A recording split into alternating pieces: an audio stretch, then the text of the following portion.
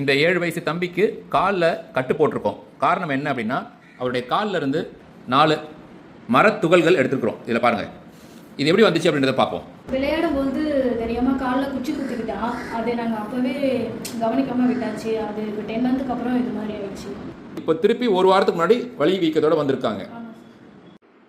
இந்த எம்ஆர்ஐ ஸ்கேனில் பார்த்தீங்க அப்படின்னா, இந்த இடத்துல பாருங்கள், ஒரு ஆக்சஸ்ன்னு சொல்லுவோம், சீழ்கட்டி மாதிரி ஃபார்ம் ஆயிருக்கு. இங்கே இருக்கிற தசைகள் எல்லாம் ரியாக்ட் பண்ணி அந்த ஃபாரின் பாடிக்கு, அந்த துகளுக்கு, இதில் பார்த்தீங்க 2 துகள்களே நல்லா தெரியுது பாருங்கள் சென்டரில். இதை சுற்றி இருக்கக்கூடிய தசைகளும் சீழ்பிடிச்சு ரணமாக இருக்குது. இந்த மாதிரி டெஸ்ட்டுகள் மூலம் அதை கண்டுபிடிச்சதுக்கப்புறம் அந்த ஃபாரின் பாடின்னு சொல்கிற அந்த துகள்களை எடுக்கிறதுக்காக மயக்கம் கொடுத்து அறுவை சிகிச்சை பண்ணி அந்த இடத்துல இருந்து 4 துகள்கள் எடுத்துக்கிறோம். இது கிட்டத்தட்ட 10 மாதமாக தொந்தரவு இல்லாமல் இருந்திருக்குது. ஆனால் நாளடைவில் அது கொஞ்சம் கொஞ்சமாக அந்த ரியாக்ஷன் ஏற்படுத்தி அந்த இடத்துல வலி, வீக்கம், சீழ்பிடித்தல் இந்த மாதிரியான தொந்தரவுகள் வரும்.